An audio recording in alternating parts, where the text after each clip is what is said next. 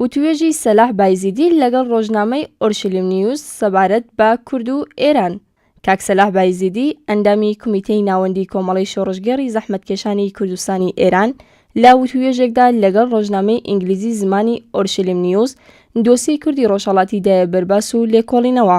لە وتوێژەکەدا بەڕێز سەلاح بایزیدی ئەندامی کومیتەی ناوەندی و پەیوەندیەکانی کۆمەڵی شۆڕشگەڕی زەحمەتکێشانی کوردستانی ئێران لە ئەمریکا پرسی کوردی ڕۆژهەڵاتی بە بەرز نرخاندنی خەباتی ڕزگاری خوازانەی گەلی کورد لە پارچەکانی باشوور، باکوور و کوردستانی ڕۆژئاوایی دایە بەرباس و ئاماژەی بە خەباتی چەندین ساڵەی گەلی کورد لە کوردستانی بندستی ڕژیمی کۆماری ئیسلامی ئێران کرد.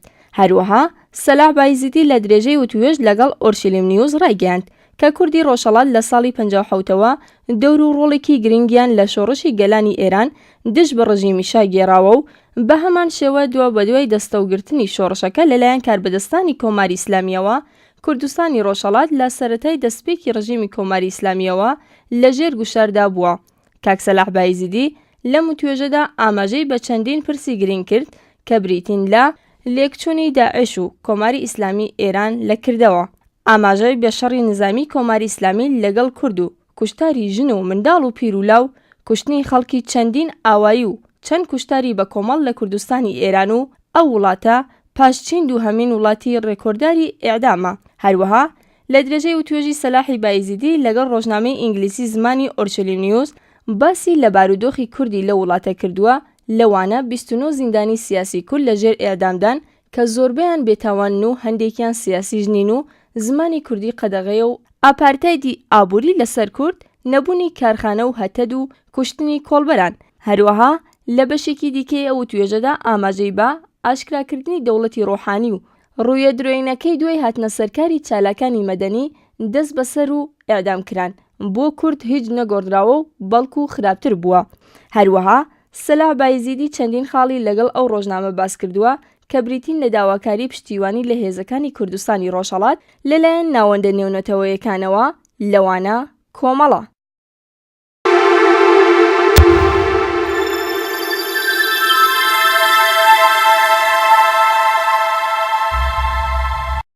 ڕاگەیاندنی کومیتەی دەرەوەی وڵات بە بۆنەی 10 دیسامبر ڕۆژی جیهانی مافی مرۆڤ. 10 دیسامبری 1948 جارنامەی جیهانی مافی مرۆڤ لە پاریس لەلایەن کۆمەڵی گشتی ڕێکخراوی نەتەوە یەکگرتووەکانەوە پەسەند کرا. ناوەڕۆکی ئەم ڕاگەیاندنە بنەمای مافی مەدەنی، فەرهەنگی، ئابووری، سیاسی و کۆمەڵایەتیەکانی مرۆڤ کە لە هەر وڵاتێکدا دەبێت لێی بەهرەمەند بن دیاری دەکات. بەڵام دەسەڵاتدارەتی ئێران لەسەر بنەمای هەڵاوەردنی یاسایی دامەزراوە. لەم ڕژیمەدا دەسەڵات بە گوێرەی یاسا تایبەتە بە پیاوانی ئاینی، ئەوانیش خۆیان بە هەڵبژاردە و نوێنەری خوددا دادەنێن و دەسەڵاتی ڕەهایان هەیە، کەوابوو هیچ مەجالێک بۆ دەستەبەربوونی مافی مرۆڤ لە کۆمەلگایەکی ئاوادا نامێنێ. لەوەها سیستمێکدا لەلایەکەوە کۆمەلگا بێماف دەبێ و لەلایەکیشەوە بەرپرس دەبێت لە بە ئەنجامگەیاندنی خواست و ویستی دەسەڵاتداران. لەم سیستمەدا بە یاسا و بەکردەوەی ڕەگەز، نەتەوە و ئیتنیک، بیری جیاواز و ئاین دەبنە هۆی هەڵاوەردن و بێمافی و دروستبوونی ئاستەنگ و گرفتی کۆمەڵایەتی. کەوایە بەم ئاکامە دەگەین یاساگەلێک ڕژیمی ئیسلامی ئێرانی لەسەردامەزراوە لەگەڵ بنەڕەت و بەندەکانی جارنامەی جیهانی مافی مرۆڤ ناتەبایە. گەلی کورد لە ئێران نزیکەی 3 ساڵە بۆ مافە سەرەتاییەکانی خۆی وەک نەتەوەیەکی بندەست خەبات دەکا، بەڵام تا ئێستا بە مافەکانی خۆی نەگەییوە. لە ئێران گەلی کورد لە هیچ کام لە بەندانەی جارنامەی جیهانی مافی مرۆڤ بەهرەمەند نییە و مافە ئابووری و سیاسی، کۆمەڵایەتی، مەدەنی و فەرهەنگیەکانی لەلایەن ڕژیمی ئیسلامی ئێرانەوە پێشێل دەکرێ و زەوت کراوە. بە درێژایی تەمەنی ئەم ڕژیمە ئێعدام، کوشتار، ترۆر، زیندان و ماڵوێرانی تەنیا خێروبێرێک بوون کە بۆ گەلی کورد بە دیاری هێناوە.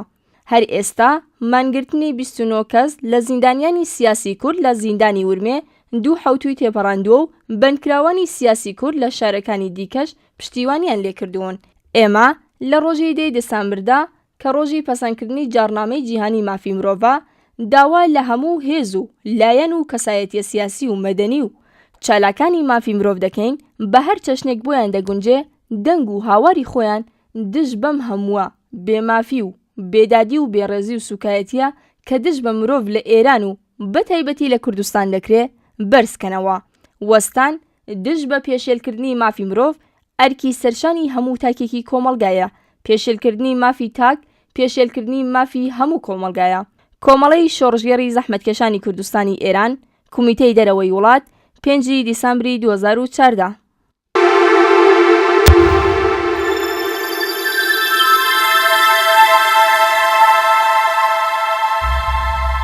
راپۆرتی بەشداری وەفتی کۆمەڵە لە کۆبوونەوەی شۆرەی مەرکەزی کۆنگرەی نەتەوەکانی ئێرانی فیدراڵ لە ڕۆژانی 29 مانگی دیسەمبری 2014 زاینی. کۆنگرەی نەتەوەکانی ئێرانی فیدراڵ کۆبوونەوەی ساڵانەی ئەندامانی شۆرەی مەرکەزی خۆی بەڕێوەبردوو، کۆمەڵی قسە و باس و خواستی جۆراوجۆری تێدا هاتە گۆڕ. پێداچوونەوە بە ئەساسنامەی کۆنگرە و چۆنێتی بەڕێوەچوونی کاری کۆنگرەی نەتەوەکان بەشێک بوون لە بەرنامەی کاری 2 ڕۆژەی شۆرەی مەرکەزی و بۆ ئەم مەبەستەش گفتوگوی جۆراوجۆر کراو بە لەبەر چاوگرتنی بارودۆخی ناوچەکە و ئێران و نەتەوەکانی دانیشتووی ئێرانیش کۆمەڵێک گۆڕانکاری گرنگی بەسەر ئەساسنامەی خۆیدا هێنا. جێگەی ئاماژەیە کە وەفتی کۆمەڵە پێکاتبوون لە هاوڕێیان بەختیار ئەلیار نوێنەری کۆمەڵە لە کۆنگرەی نەتەوەکان و عەلی ڕەنجبەری بەرپرسی کومیتەی کۆمەڵە لە وڵاتی فەرەنسا سەبارەت بە چۆنێتی بەڕێوەچوون و هەروەها باسە جۆراوجۆرەکانی ناوکۆبوونەوەکە هاوڕێ بەختیار ئەلیار نوێنەری کۆمەڵە لە کۆنگرەی نەتەوەکان زانیاری زیاترتان پێشکەش دەکات.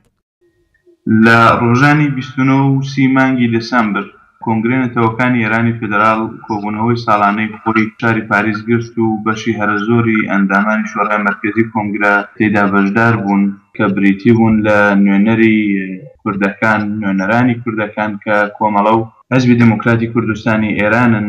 دیارە نوێنەرانی بەلوچەکانی لێبوو کە پێکاتبوون لە نوێنەرانی حزبی مردمی بەلوچستان و جنبشی جبهەی متحیدی بەلوچستان جمهوری خاکان، نوێنەری تورکمەنەکان دووڕێ خراوەی لێبوو، نوێنەری عەرەبەکانی لێبوو، حزبی تەزامونی دموکراتیکی ئاهواز، نوێنەری ئازەربایجانیەکانی لێبوو، کانونی فەرهەنگی سیاسی ئازەربایجان و نوێنەری کوردەکانی خوراسان کە تازمانی مردمی کورمانج کوردهای خوراسان تێدا بەشدار بوون و یەک دووڕێ خراوی دیکەش بوون کە لە سەرزەی نیم نێوەکانیان، بەڵام ئەلای حاڵ بەشی هەرە زۆری شۆڕای مەرکەزی کۆنگرەی نەتەوەکان تێدا بەشدار بوون و کۆبوونەوەی خۆمان دەست پێ کرد لە ڕۆژی 29 مانگی دەسەمبردا.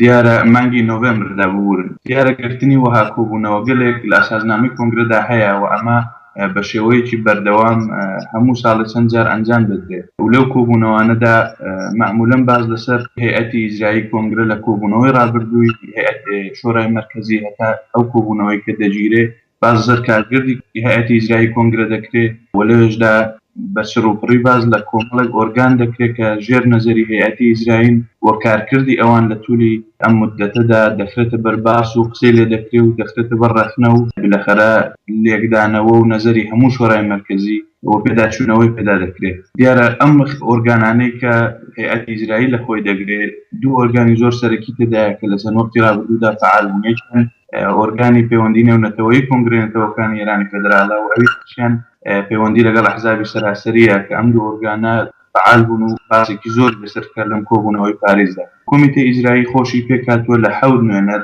و راپۆرتی خۆی هەموو جارە پێشکەش بە شۆڕای مەرکەزی دەکەنەوە و دوای قسە و باس و لێکۆڵینەوە دووبارە ئەمە تەفسیر دەکرێتەوە، ئەم 7 کەسە هەڵدەبژێردرێنەوە.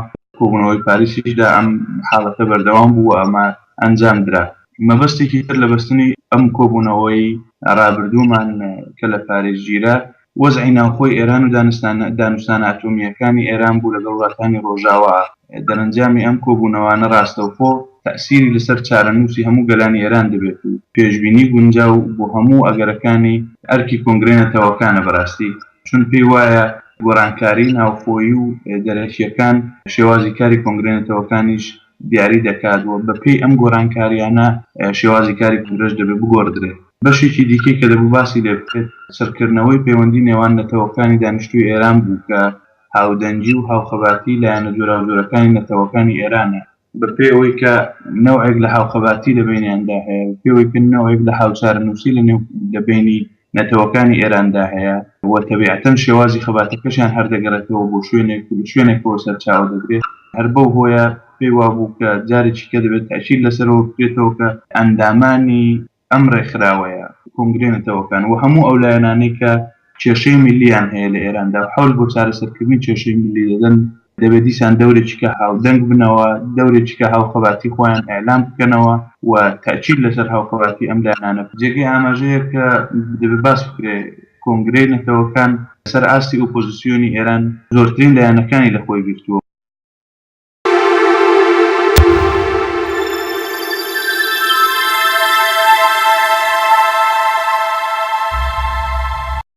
خۆپیشاندان بۆ پشتیوانی لە زیندانیانی سیاسی ورمێ لە نۆروێژ بەڕێوەچوو. ڕۆژی هەینی ڕێکەوتی 5/12/2014 زاینی لەسەر بانکێشتی کۆمەڵێک حیزب و ڕێکخراوی کوردستانی ڕۆژهەڵات کە یەک لەو حیزبانە کۆمەڵە بوو لە شاری ئۆسلۆ پێتەختی وڵاتی نۆروێژ خۆپیشاندانێک بە بەشداری کۆمەڵێکی بەرچاو لە کەسانی سیاسی لەبەر دەرکی وەزارەتی دەرەوەی نۆروێژ بەڕێوەچوو. خۆپیشاندان بە مەبەستی پشتیوانی لە مانگرتنی زیندانیانی سیاسی لە بەندیخانەی ورمێ و گەیاندنی دەنگی ئەوان بە ناوەندەکانی دەسەڵات لە وڵاتی نۆروێژ سازرا بوو. خۆپیشاندانەکە کاتژمێر 14 بە کاتی ئۆسلۆ دەستی پێکرد. سەرەتا ئیبراهیم کۆنەپۆشی ئەندامی کۆمەڵەی شۆڕشگەر بە خێرهاتنی بەشداربوانی کرد و پاش ڕاگەیاندنی ڕیزی بەرنامەی خۆپیشاندانەکە دەقەیەک بێدەنگی بۆ ڕێزگرتن لە یادی گیانبەختکردوانی ڕێبازی ئازادی ڕاگەیاند. پاشان خۆسرە و قادری پەیامی کومیتەی ڕێخەری ئەو خۆپیشاندانەی بە زمانی کوردی پێشکەش کرد. حوسێن خەلیفە هەمان پەیامی بە زمانی نۆروێژی پێشکەش کرد. شایانی باسا ناوە لەلایەن بەڕێوەبەرانی بەرنامەکە بە زمانی کوردی، فارسی، نۆروێژی دروشم بۆ پشتیوانی لە زیندانیان ئەدرا کە بەشداربووان دووپاتیان ئەکردەوە. شایانی باسا کۆمەڵێکی بەرچاو لە هاوڕێیانی کۆمەڵە لەو خۆپیشاندانەدا بەشداری چالاکانەیان هەبوو. کۆمەڵەی شۆڕژگەری زەحمەتکێشانی کوردستانی ئێران کومیتەی نۆروێژ ناوی ئەو حیزب و ڕێکخراوانە بریتی بوون لە کۆمەڵەی شۆڕژگەری زەحمەتکێشانی کوردستانی ئێران، حیزبی دموکراتی کوردستان، پارتی سربەخۆیی کوردستان، پارتی ئازادی کوردستان.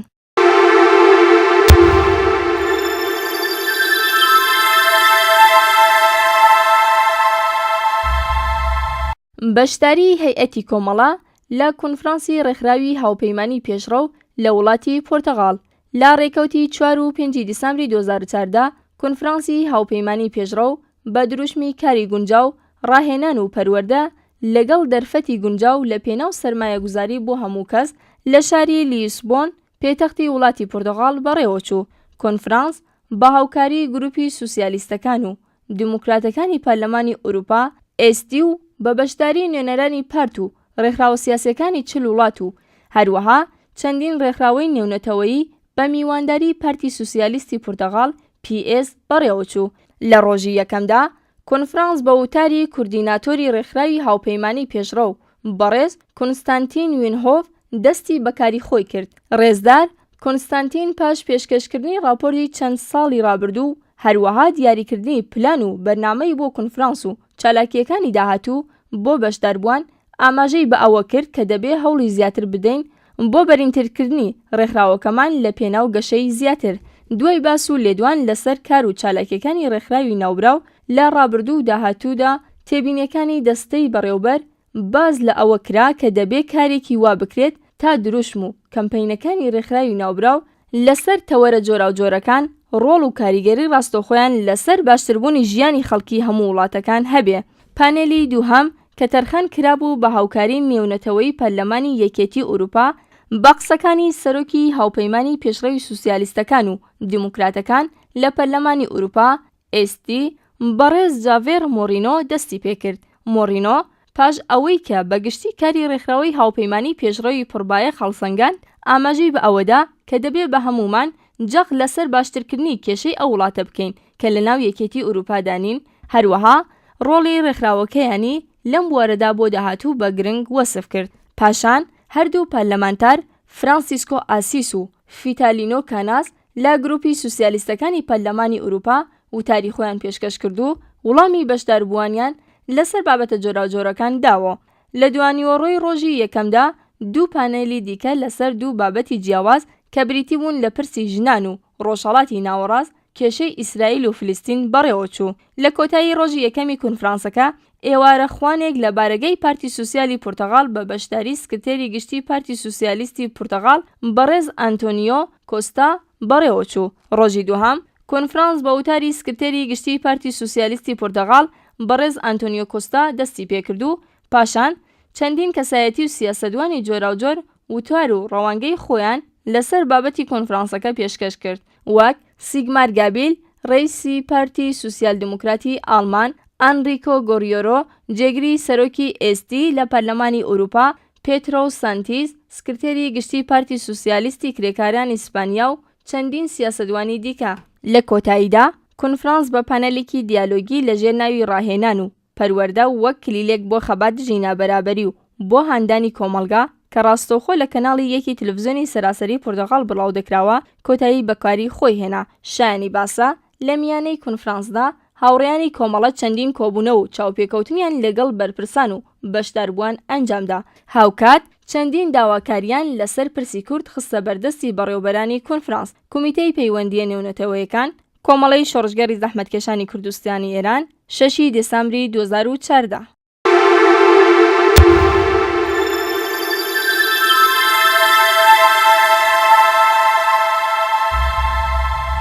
بەڕێوەچوونی ئاکسیۆنێک بۆ پشتیوانی لە زیندانیانی سیاسی مانگرت و ڕۆژی شەممە ڕێکەوتی 15 سەرماوەز و بە بۆنەی 10 دێسامبر کە بە ناوی ڕۆژی جیهانی مافی مرۆڤ ناودێرکراوە، ئاکسیۆنێک لە شاری کۆڵنی ئاڵمان بۆ ناڕەزایەتی دەربڕین بە پێشێلکردنی مافی مرۆڤ لە ئێران و هەروەها پشتیوانی لە مانگرتنی 29 زیندانی سیاسی کورد لە زیندانی ورمێ کە زیاتر لە 17 ڕۆژمانیان لە خواردن گرتووە بەڕێوەچوو. لەم ئاکسیۆنەدا ئەندامانی کۆمەڵەی شۆڕژگەری زەحمەتکێشانی کوردستانی ئێران بەشداری چالاکانەیان بووە و لەو ڕێگەیەوە لەگەڵ ناڕەزایەتی بە پێشێلکاری بەردەوامی مافەکانی مرۆڤ لە ئێران دەنگی 29 زیندانی سیاسی مانگرتووی زیندانی شاری ورمێ بە گوێی بەرپرسانی پەیوەندیدار گەیاند.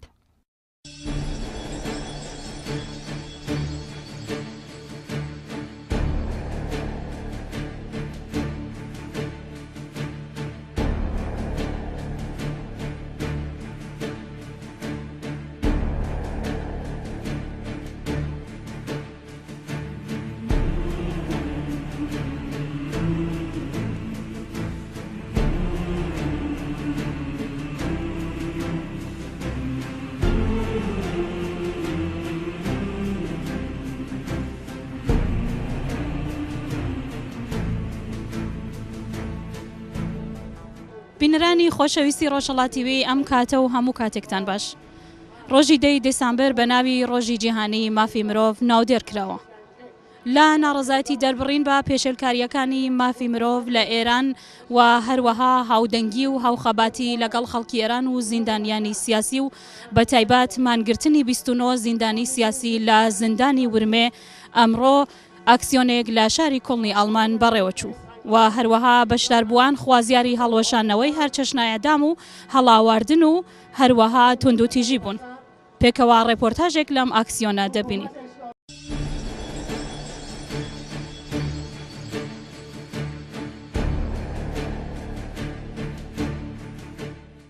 لە ڕۆژی جیهانی مافی مرۆڤدا چ پەیامێکتان بۆ خەڵکی ئێران هەیە؟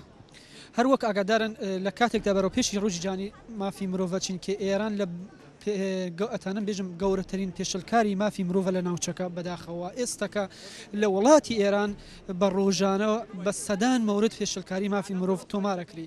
بەڵام لەم نێوەدا من پێم خۆشە ئشارە بە ناوچە کوردنشینەکان و چالاکانی کورد کەم کە دەتوانم بێژم زۆرترین پێشەلکاری مافی مرۆڤ لە ناوچە کوردنشینەکانی ئێرانەکری. ئێستا زۆرترین زیندانیانی سیاسی لە ئێران کوردەکان تەشکیلەوە. زۆرترین زیندانی سیاسی کوردە، زۆرترین زیندانی محکوم بە ئەبەد و تەبعید و نەخۆش و لە هەر بوارێکی کە لە چوارچێوەی پێشەلکاری مافی مرۆڤ قرار بگری چالاکانی کورد ئەگرێتەوە.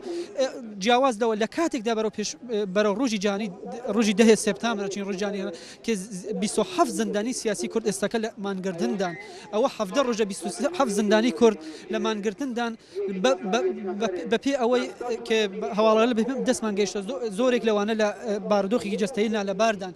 بەڵام بەداخەوە ئەوینین ئەم هەواڵ و گزارش و راپۆرتی ئەم چالاکانە لەلایەن میدیاکان و بەتابەت میدیا فارسەکانەوە زۆر تایسەژ نادی دەگراوە لە لایکە و جیاوازلەوە ئێمە هەمووشە وەکو چالاکانی کورد جیالەوە لەلایەن حکوومەتە و چاوساینەسەوە لەلایەن حکوومەتە و بە ئەشکەنجە و زندان و ئیعدام و هەموو شتێک محکومکردن بە لەلایەن پۆزیسیۆنەکەی ژێوتێ ئۆپۆزیسیۆنی جمهوری ئیسلامی یا ئۆپۆزیسیۆنی ڕاستگرا و چەپگراکەیژی هەموارە مۆردی زۆڵم و زەعف قەرارمان کردەوە هەموارە ئەخبارمان نادی دەگرەوە بۆیە من لێرە داواکەم لە هەموو چالاکانی مافی مرۆڤ لە ئێران و بەتایبەت چالاکانی کورد کە بکوشن دەنگی زیندانیانی سیاسی دەنگی چالاکوانانی زیندان بە بهترین شێوە بگەێنن بە دەرەوەی زیندان زۆر سپاس دەکەم سڵاوی ڕێزمەش بۆ تەواوی خۆڕاگری زیندانیانی سیاسی و تایبەت زیندانانی مانگردووی زیندانی ئەورومیە.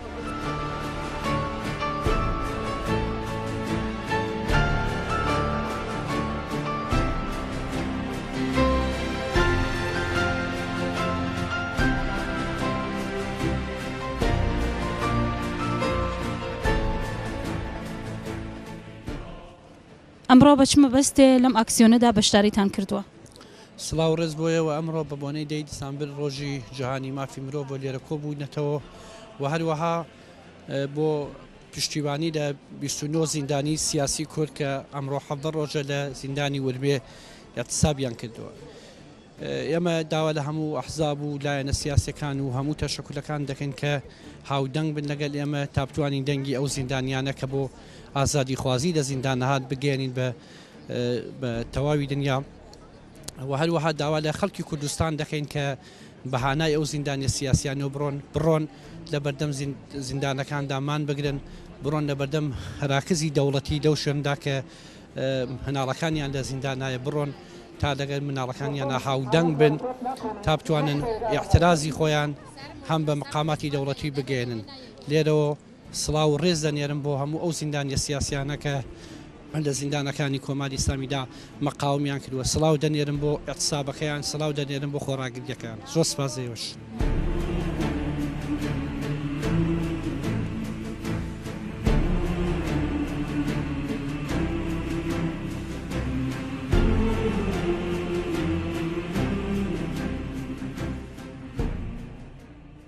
مەبەستی ئەوە لەم لە بەشداربوونی ئەم کۆبوونەوەی چیە بۆ بەچمە بەستێ لەم ئاکسیۆنا بەشداریتان کردووە. ئیمڕۆ 7 دەسامبر 10 دەسامبر ڕۆژی جیهانی مافی مرۆڤە ئیمڕۆ بە خاطر دیفاع لە مافی مرۆڤ و دیفاع لە ڕۆژی جیهانی مافی مرۆڤ لێرا کۆبوونەتەوە کە لە ئێرانە مافی مرۆڤ پێشل دەکرێ اعترازە بە مافی مرۆڤ لە ئێران پێشل دەکرێ بۆ حمایەتە لە مافی مرۆڤ کە لە ئێران دەبێت جێبەجێ بکرێ. ئەوە ئەم لێران کۆڕ و کۆمەڵی جۆرا و جۆرەوە ئێرانی کوردیشی لەگەڵان لێرا بەشداری ئەم ئاکسیۆنە بوون ئیمڕۆ لێرانە.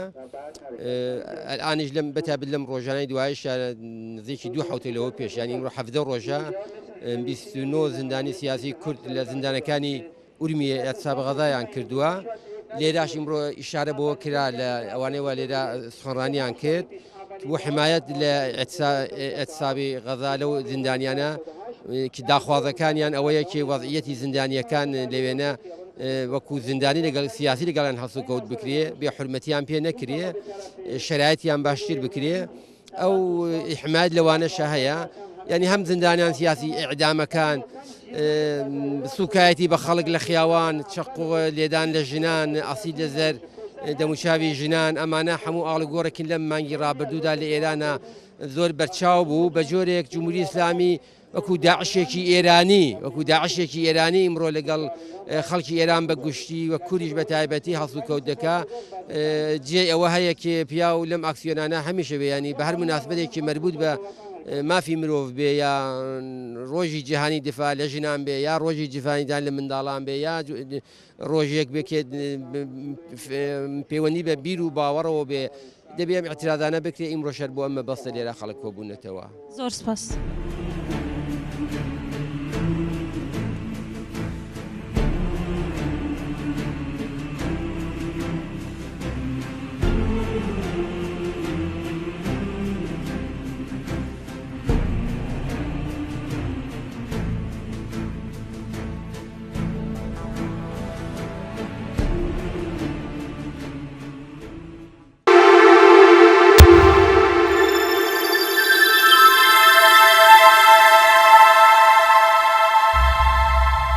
بەڕێوەچوونی کۆبوونەوەی کنگرەی نەتەوەکانی ئێرانی فێدراڵ لە وڵاتی نۆروێژ ڕۆژی شەممە ڕێکەوتی 6/12/2014 کنگرەی نەتەوەکانی ئێرانی فێدراڵ لە قی نۆروێژ با بەشداری زۆرینەی ئەندامانی کۆبوونەوەی خۆی پێکێنا. لەم کۆبوونەوەیەدا کە نوێنەرانی زۆربەی ئەندامانی ئامادەبوون باسێک لەسەر زیاتر چالاکردنی لە قی نۆروێژی ئەو کنگرەیە هاتە ئاراوە و دواتر بۆ ئەو مەبەستە ئەرکەکان دابەشکران شێوازی کارکردی نوێ و ڕێخستنی نوێی لە قی نۆروێژی کنگرەی نەتەوەکانی ئێرانی فێدراڵ تەوەرگەلێک بوون کە لەلایەن ئامادەبووانەوە بە وردی باس و شیکاریان لەسەر کرا. هەرکام لە نوێنەران ڕاو بۆ چوون و پێشنیاری خۆیان خستە بەردەم بەشداربووانی کۆبوونەوە کاتژمێر 12 میێڕۆ دەستی پێکرد و کاتژمێر 14 بە کاتی ئۆسلۆ لە کەشێکی دۆستانەدا کات و شوێنی کۆبوونەوەی دیاری کرد و کۆتایی بە کۆبوونەوەکەی خۆیان هێنا. شانی باسا لەو کنگرەیەدا کە کۆمەڵە یەکێک لە ئەندامانیەتی هاوڕێیان ئیبراهیم کۆنەپۆشی، منسوور سۆفی و حەبیب قادری بەشداری ئەو کۆبوونەوەیە بوون. کۆمەڵەی شۆڕژگەری زەحمەتکێشانی کوردستانی ئێران، کومیتەی نۆروێژ.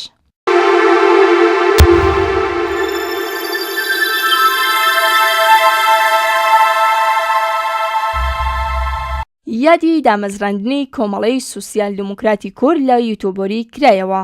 ڕۆژی شەممە ڕێکەوتی پازدەی سەرماوەست لە کاتژمێر 2 تا 5 ئێوارە ڕێوڕسمێک بە بۆنەی یادی 20 ساڵەی دامەزراندنی کۆمەڵەی سوسیال دموکراتی کورد لە یوتیوبەری وڵاتی سوئێد بەڕێوەچوو. هەیئەتی کۆمەڵەی شۆڕژگەر کە پێک هاتبوون لە هاوڕێیان تاهیر پەناهیدە و سارا محەممەدزادە لە شاری یوتیوبەری بە شێوەی ڕسمی بۆ ئەو ڕێوڕسمە بانکێش کرابوون و بەشداری ڕێوڕسمەکە بوون.